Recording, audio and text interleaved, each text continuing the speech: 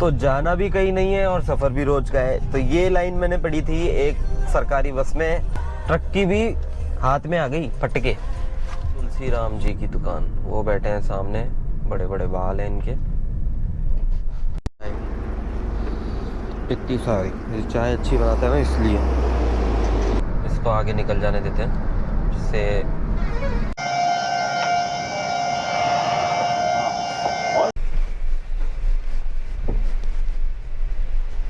तेज बारिश हो रही है। तो मैंने लगा ली साइड में गाड़ी और मैं भी काला लग रहा हूँ मौसम।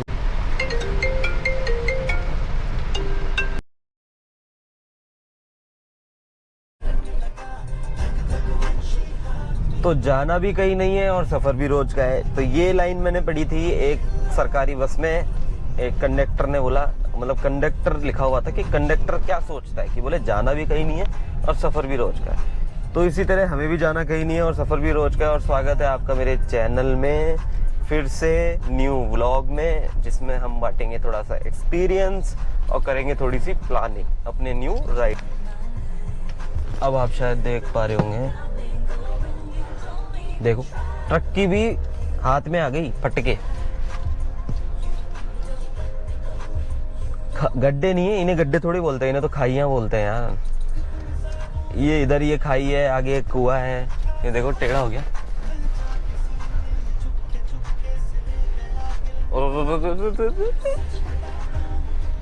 पलट ना जाए भाई।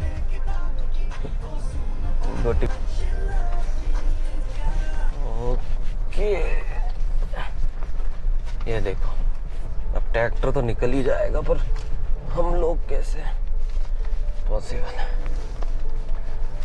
इसी के पीछे ले लेते हैं। रोड सही हो तो रही है बट हालत खराब है। देख रहे हो पत्थर,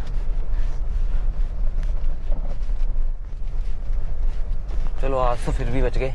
इतने लास्ट टाइम मैं आया था तब तो बहुत बुरा फंस गया था इसमें। यहाँ इस गड्ढे में तो पूरा ही पानी भर रहा था, पता ही नहीं लग रहा था कितना गहरा है। ओके चलो, बस इतने ही खड्डे थे यहाँ पे। अब तो आगे मेन रोड आ जाएगा।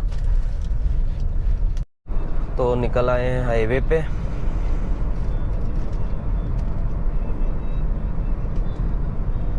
गाड़ी चला रहे हैं अपन 80 पे, ज़्यादा से मैं इससे ऊपर कम ही जाता हूँ। और अभी इको सेंस बता रहा है कि 13.6 का एवरेज दे रही है, बट इसको अपन 17-18 कर देंगे। अभी मेरा स्कोर भी अच्छा चल रहा है, 99 और 100 का।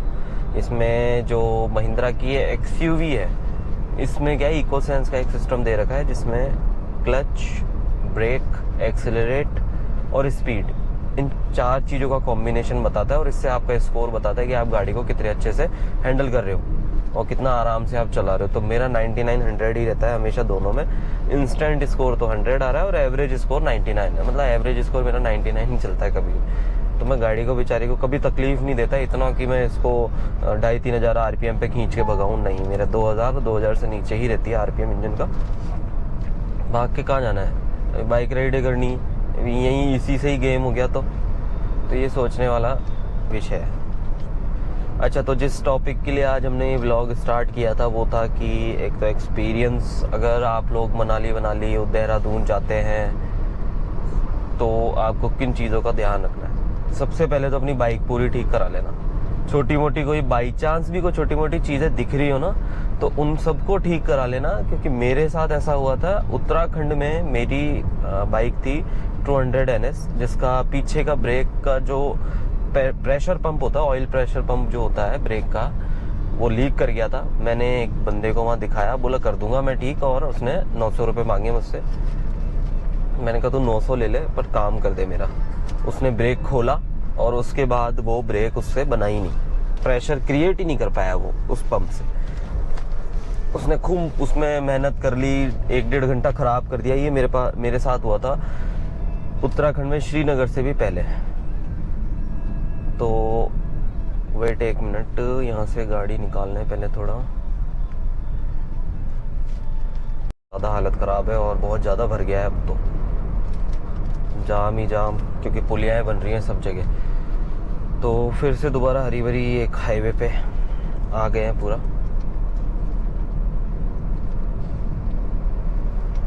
तो बात थी कि बाइक को ठीक करा के लेके जाना, क्योंकि जो मेरे संग इंसिडेंट था ना, वो पैसे लिया, उससे सही नहीं हुआ। उसके बाद मैंने दूसरे मैकेनिक को दिखाया, उससे भी सही नहीं हुआ। जो मैंने जैक उससे ख़रीदा था वो भी मेरे पास ही था। दूसरी दुकान से दूसरा जैक ख़रीदा, वो भी मेरे पास था। फिर मैं वहाँ से परेशान होकर सिंगल आगे वाले ब्रेक पे मैंने गाड़ी को 35 किलोमीटर चलाया। 35-40 किलोमीटर धीरे धीरे लेके गया। वहाँ पे मैंने शहर में पहुँचा, श्रीनगर में। श्रीनगर में पहुँचने के बाद मैंने लोगों से पूछा भाई यहाँ बजाज का कहीं सर्विस सेंटर है क्या, क्योंकि लोकेशन में दिखा रहा था पर वो गलियों के अंदर था और वो मिल नहीं रहा था। किसी ने भी, आप मानेंगे नहीं, किसी ने भी ये नहीं बोला कि बजाज का शोरूम। बोले आप हमें बताओ, हम करेंगे ठीक। वो लोग कभी ठीक कर ही नहीं पाते उस चीज़ को। फिर मेरे को लोकेशन से मैं गलियों में जा जाके और मैंने शोरूम ढूंढ लिया।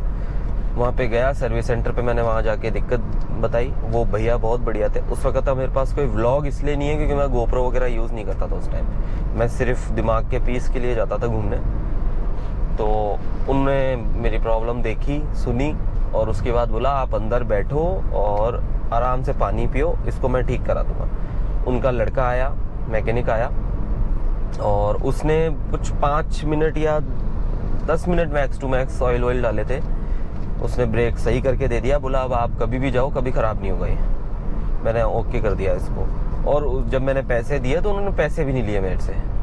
और जो उनका ऑयल का डब्बा था जो कि 40 रुपए का था, वो भी मुझे ही दे दिया।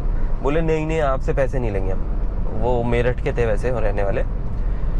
तो बताना यही चाहूँगा। और ऐसा ही इंसिडेंट मेरे संग मनाली में भी हुआ था। वो भी पहाड़ी इलाका है, हिमाचल का है, वो उत्तराखंड का था। हिमाचल में मैं ये वीडियो आपको अभी दिखा भी रहा हूँ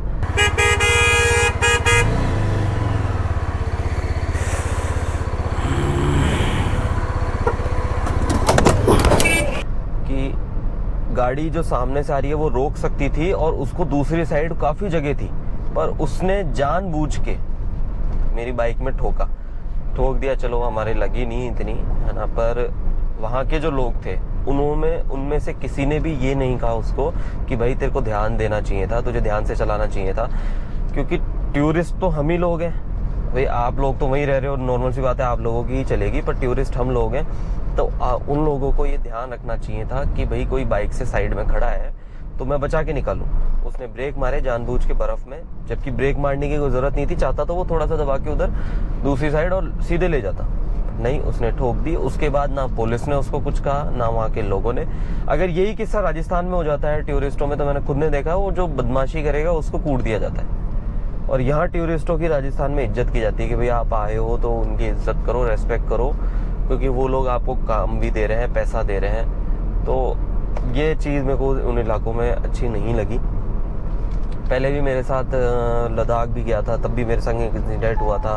हम लोग रास्ता भटक गए थे, तो रास्ता भटकने के बाद जब हमने पूछा कि हमें कहाँ जाना चाहिए, तो लोग हंस रहे हैं और उन्होंने रास्ता 1% नहीं बताया। मतलब हेल्प करने के लिए 1% तैयार नहीं होते। मेरे पैर में लगी थी केदारनाथ वाले टूर पे, तो वहाँ किसी तरह की कोई हेल्प नहीं मिली। तो ज़्यादातर लोगों का एक्सपीरियंस इसी तरह का होता है पहाड़ी इलाकों का। तो चलो ठीक है, जैसे भी लोग हैं, अपने को क्या, अपने को घूमना है, बाइक राइड करनी है। पर इसलिए बस मेरा सजेशन ये है कि आप अपनी बाइक, अपनी हेल्थ, 2 चीज़ों का ध्यान रखें। अपनी दवाई गोली सब लेकर जाएं। बात ये थी टोटल कि सबसे पहले आप कोई भी राइडिंग या कार ड्राइव कर रहे हैं, कहीं जा रहे हैं, तो सबसे पहले अपना ध्यान रखो, क्योंकि टाइम और दुनिया बदल चुकी है। वो पहले वाली बात नहीं रही कहीं पे भी कि आपकी कोई हेल्प कर देगा। भूख लग रही है और यहाँ पे है दूर से आगे एक चाय की दुकान, जो कि काफ़ी अच्छा दोस्त भी बन गया है। वो देखो 16 का एवरेज आ गया और बढ़ा देंगे इसको अभी। राम जी की दुकान, वो बैठे हैं सामने, बड़े बड़े बाल हैं इनके, बहुत बढ़िया बंदा है। वो बैठे हैं देखो। अब ये चाय बना के पिलाएंगे बढ़िया से, और खाट पे बैठ के खाएंगे पराठे। और इधर वाले ये अंकल जी ने इस तरह से देखा मुझे जैसे मैंने कुछ हाथ में बंदूक ले रखी हो, खौफ में थोड़ा सा माहौल। टिप्पन और ये तुलसी राम जी की थड़ी जिसमें मेरे लिए चाय बना रहे हैं वो, ये भी यूट्यूब पे करते हैं, फेसबुक पे करते हैं, मुझसे ज़्यादा वर्कआउट करते हैं। ये लोकेशन इनका भूसा पी चाय, और अब निकलते हैं बैक टू वर्क। वो ब्लैक वाले शेड्स लगा लेते हैं और जिससे थोड़ी तो कूलिंग बनी रहे गाड़ी में।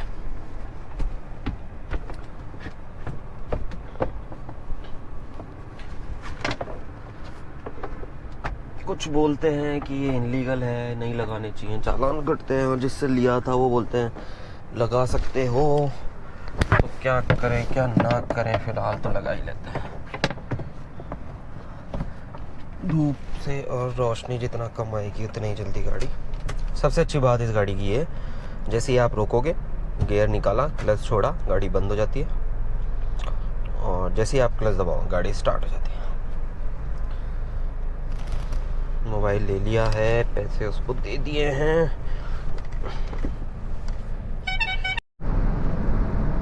इसको आगे निकल जाने देते हैं, जिससे आपदाओं से दूर रहने में ही भलाई है।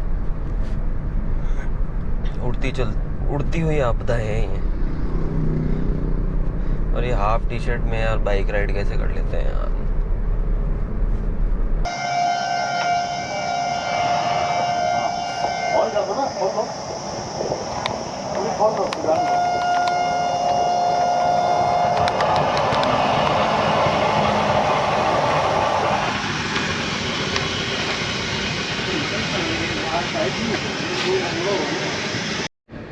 उमस इतनी हो रही है ना कि यहाँ पे मैं हैंकर अभी, आपने देखा कि हम लोग अभी करंट चेक कर रहे थे पर फेस पे, तो उमस से बहुत बुरा हाल है। और अब थोड़ी देर में यहाँ बारिश आने वाली है, तो आपको दिखाते हैं यहाँ का मौसम। चारों तरफ काले काले बादल हो रहे हैं।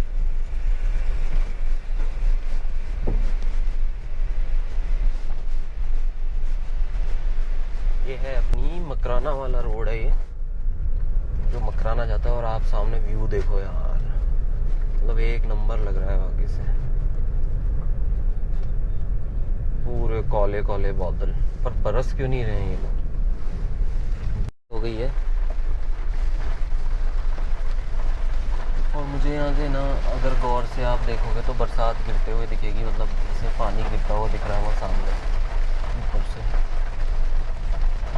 वैसे तो सबको दिखता ही है, पर आगे बहुत ज़्यादा बारिश है और आंधी और चल रही है अब तो। और ये हुई बारिश है और हवा के बहाव से बहुत तेज़ आ रही है बरसात, मतलब दिखना ही मुश्किल हो रहा है। तो इस वक्त बहुत तेज़ बारिश हो रही है, तो मैंने लगा ली इस साइड में गाड़ी, और मैं भी काला लग रहा हूँ, मौसम भी काली लग रही है। तो देखो पानी बिल्कुल भी रोड पे दिख नहीं रहा था, तो इसलिए अब मैं थोड़ा सा रेस्ट कर रहा हूँ। लाइट बंद। बहुत अच्छी बारिश हो रही है और सबसे बड़ी प्रॉब्लम मुझे आ रही है सुसु, मैं बाहर जा नहीं सकता। बारिश का पानी बहुत ज़्यादा हो गया है और बहुत हैवी रेन हो रही है अभी तो इस वक्त।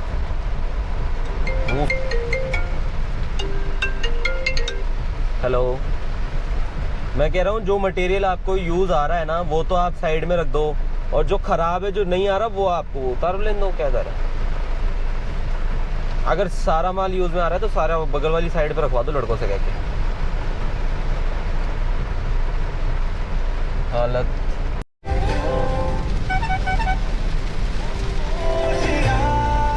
बारिश इतनी गजब हो रही है कि यहाँ बिजली बहुत भयंकर कड़क रही थी यार अभी, मतलब भयंकर वाली बिजली जो होती है ना, जो गिरती है वो।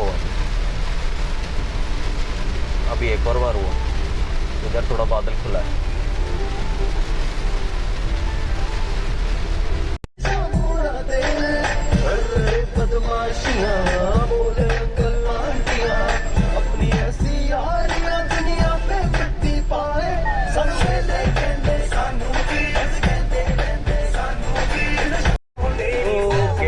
हालत देखो।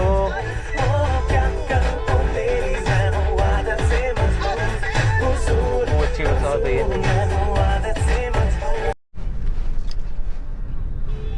तो फाइनली तो क्या मतलब, तो आ गए अपन, बगरू क्रॉस कर लिया टोल के पास, पर बगरू के अंदर से जाएंगे और दिन ख़त्म हुआ, 7 बजने को आ गए। घर पहुंच के रेस्ट करेंगे, थोड़ा वॉक करके आएंगे, रनिंग करके आएंगे, ब्लॉग को ख़त्म करते हैं और मिलते हैं अगले ब्लॉग में, जो कि जल्दी आएगा एक अच्छी बाइक राइड के साथ। ट्रैफिक देखो यार जब तक तुम लोग।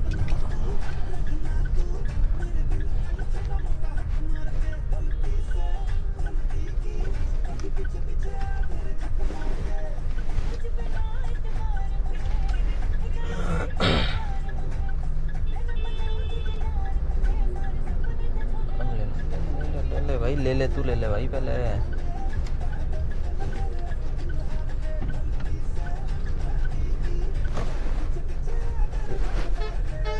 ले जाओ।